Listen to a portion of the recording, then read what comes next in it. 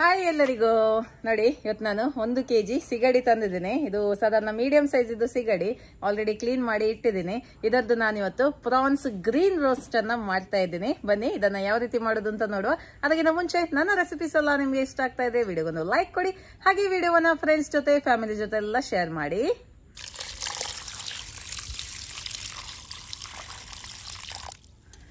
ಚೆನ್ನಾಗಿ ಇದನ್ನ 2-3 ಸತಿ ನೀರಲ್ಲಿ ತೊಳೆಯುವ.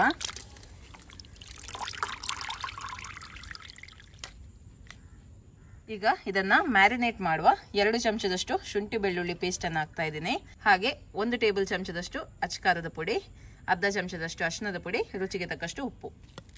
ಇದನ್ನ ಹಾಕಿ ಮ್ಯಾರಿನೇಟ್ ಮಾಡುವ. ಅರ್ಧ ಲೆಮನ್ ಜ್ಯೂಸ್ ಕೂಡ ಹಾಕ್ತಾ ಇದ್ದೀನಿ.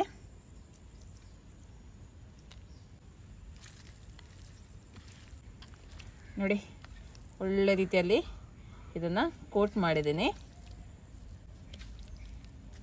ಇದನ್ನ 10 ನಿಮಿಷ ನಾವು ಹೀಗೆ ಇಡುವ. ಅಷ್ಟರ ತನಕ ಇದಕ್ಕೆ ಬೇಕಾಗಿರುವಂತ ಗ್ರೀನ್ ಮಸಾಲವನ್ನ ರೆಡಿ ಮಾಡ್ಕೊಳ್ಳುವ. 1 ಕಪ್ ಅಷ್ಟು ಪಾಲಕ್ ಸೊಪ್ಪನ್ನ ತಗೊಂಡಿದ್ದೇನೆ ಗ್ರೀನ್ ಮಸಾಲ ಪೇಸ್ಟ್ ಮಾಡಲಿಕ್ಕೆ.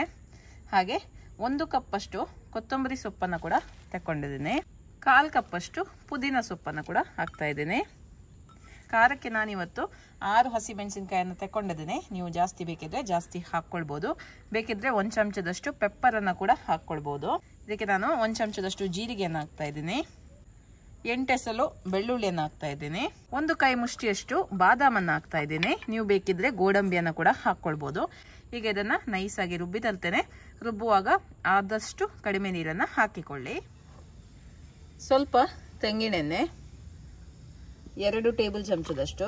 ಓಕೆ, ಈಗ ಸಿಗಡಿಯನ್ನ ಫ್ರೈ ಮಾಡುವ.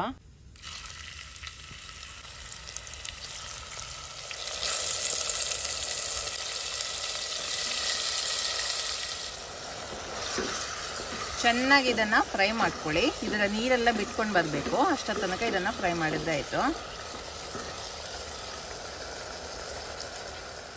ಓಕೆ, ಇದು ಒಳ್ಳೆ ರೀತಿಯಲ್ಲಿ ಫ್ರೈ ಆಗಿದೆ. ನೋಡಿ ನೀರೆಲ್ಲ ಬಿಟ್ಕೊಂಡು ಬಂದಿದೆ. ಈಗ ಇದನ್ನ ತೆಗೆಯುವ.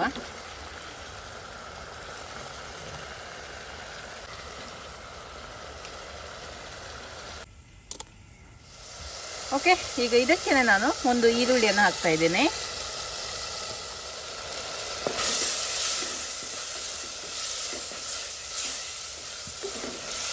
ಈರುಳ್ಳಿ ಒಳ್ಳೆ ರೀತಿಯಲ್ಲಿ ಸಾಫ್ಟ್ ಆಗಬೇಕು.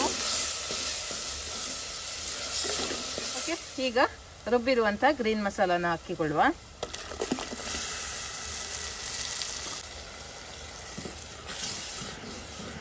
ನಾವಿದನ್ನ ಸ್ವಲ್ಪ ಡ್ರೈ ಆಗಿ ಮಾಡ್ತಾ ಇರೋದು, ಹಾಗಾಗಿ ನೀರೆಲ್ಲ ಕಡಿಮೆ ಹಾಕಿಕೊಳ್ಳಿ.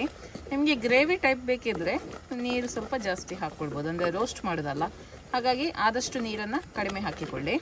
ಈಗ ಇದಕ್ಕೆ ಸ್ವಲ್ಪ ಉಪ್ಪನ್ನು ಹಾಕ್ತೇನೆ. ಮ್ಯಾರಿನೇಷನ್ ಮಾಡುವಾಗ ಸ್ವಲ್ಪ ಉಪ್ಪು ಹಾಕಿದ್ದೆ, ಮಸಾಲೆಗೆ ಸ್ವಲ್ಪ ಉಪ್ಪನ್ನು ಹಾಕ್ತಾ ಇದ್ದೇನೆ ಅಷ್ಟೇ.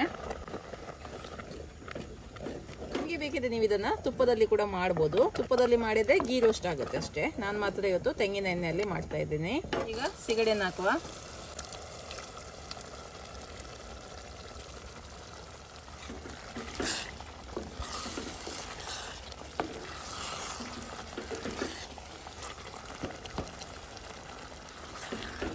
ಮಸಾಲ ಒಳ್ಳೆ ರೀತಿಯಲ್ಲಿ ಡ್ರೈ ಆಗಲಿ.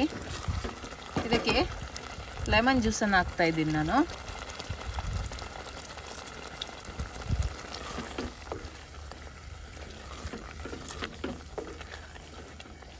ಇದು ಒಳ್ಳೆ ರೀತಿಯಲ್ಲಿ ಡ್ರೈ ಆಗಿದೆ. ಇಷ್ಟಾದರೆ ಸಾಕು. ಇನ್ನು ಇದನ್ನು ಸರ್ವ್ ಮಾಡುವ. ನಾನಿದಕ್ಕೆ ಗರಂ ಮಸಾಲ ಯಾವುದು ಯೂಸ್ ಮಾಡಲಿಲ್ಲ. ನಿಮ್ಗೆ ಇಷ್ಟ ಇದ್ರೆ ನೀವು ಹಾಕ್ಕೊಳ್ಬೋದು. ಗರಂ ಮಸಾಲ ಪುಡಿ ಹಾಕ್ಬೋದು ಅಥವಾ ಇಡೀ ಗರಂ ಮಸಾಲ ಕೂಡ ಹಾಕ್ಬೋದು. ರುಚಿಯಾದ ಪ್ರಾನ್ಸ್ ಗ್ರೀನ್ ರೋಸ್ಟ್.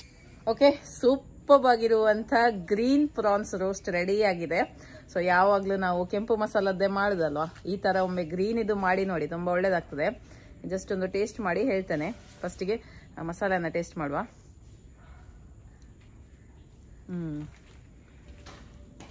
ಮಸಾಲ ಚೆನ್ನಾಗಿದೆ. ಪ್ರಾನ್ಸ್ ಅನ್ನು ತಿನ್ನುವ.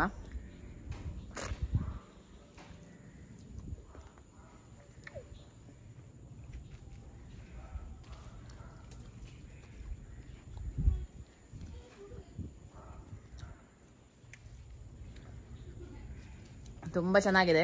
ನಾನು ಸುಮಾರು ಸತಿ ಗ್ರೀನ್ ಮಸಾಲ ರೆಸಿಪೀಸನ್ನು ಶೇರ್ ಮಾಡಿದ್ದೀನಿ. ಇದು ಕೂಡ ಒಂದು ಬೆಸ್ಟ್ ರೆಸಿಪಿ ಅಂತ ಹೇಳ್ಬೋದು.